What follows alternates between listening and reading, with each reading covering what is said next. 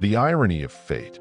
His name translated to strong warrior, yet he is remembered in history as the false king, the last of the Merovingians. Yes, he became the one on whom the centuries-old dynasty came to an end. Hilderic III could have been a man of a very different destiny, but he lacked the willpower, courage, and luck. His formidable name became almost a mockery. After the death of King Hilderic IV, the interregnum lasted a full 7 years. It's a rare occurrence in history for a throne to remain vacant for such an extended period. The reason was that the ruler had no sons, and finding a suitable claimant proved to be quite a challenge.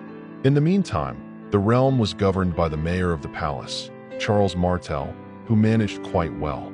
However, he, an ambitious man, understood that this situation couldn't last forever. The state needed a king, if only as a symbol. After all, Hilderic had been nothing more than a symbol. He had never fought in a battle and had no real voice in governance. These last Merovingians were a dismal sight. And so, after nearly 7 years, it was time to place the crown on someone's head, preferably on the head of a member of the dynasty. It was safer and legally correct. Hilderic was referred to as the son of King Chilperic II, although modern historians doubt this claim. There are several theories regarding the origins of this strong warrior. One suggests that Hilderic was not even a true Merovingian and was appointed by Charles Martel completely by chance. The young man had been quietly living in the monastery of St. Omer until he was placed on the throne around the end of February in the year 743. Charles Martel's own sons, Pepin and Carloman, stood beside Hilderic during the coronation.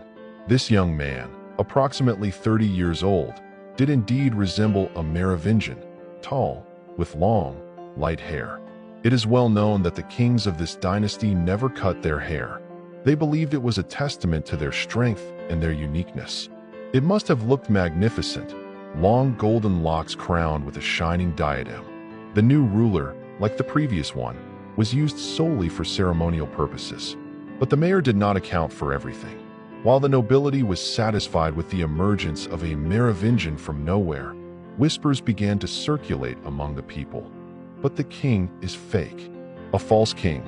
If only Hilderic had acted like a sovereign, perhaps they would have believed him. But he was restricted by Charles Martel's family on one side, and on the other, he himself showed no desire to govern the state. Was it that he didn't know how? That he lacked ambition? Or did he realize that it was simpler to preserve his life this way? Soon, one of the mayor's sons, Carloman, decided to retire to a monastery. The remaining son, Pepin, by that time had fully come into his own and felt powerful enough to claim the crown for himself. The obstacle of Hilderic troubled him, but not enough to abandon his plans. However, it took Pepin 4 years to muster the courage to seek advice from the Pope in Rome. At that time, the papacy was led by Zachary, an elderly Greek pontiff. When the curious Frank asked who should hold power in the kingdom, Zachary gave a rather unconventional answer: whoever has it. Pepin's doubts were dispelled, as the Pope had given his blessing for change. Power belonged to the son of Charles Martel. It was time for everyone to know this. In the last autumn month of the year 771, King Hilderic III, the last of the Merovingians, learned of his fate. He was informed that, with the consent of Rome, he was to take monastic vows. There was no point in protesting, and Hilderic allowed Pepin's servants to cut off his long golden hair. This symbolic act held profound meaning. That luxurious mane was the legacy of kings, a mark of distinction from ordinary mortals. Now, Hilderic was being brought down to their level.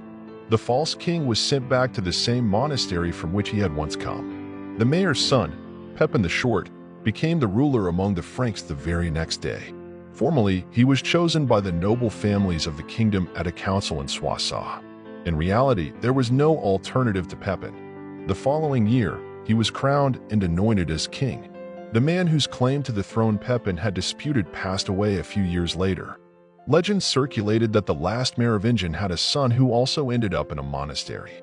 But this meant nothing at all. A new dynasty had taken root in the Frankish kingdom.